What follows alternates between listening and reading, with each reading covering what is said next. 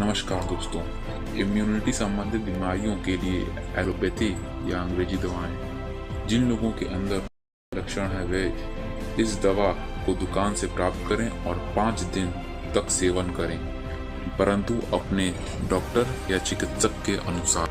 Number 1, paracetamol 650 mg। यदि बुखार है तभी सुबह शाम एक गोली लें। Doxycycline 100 mg।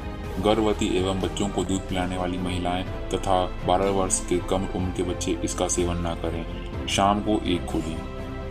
आइवरमेक्टिन 12, सुबह एक गोली लें। नंबर 4, जिंकोविट मल्टीविटामिन टैबलेट, सुबह शाम एक गोली।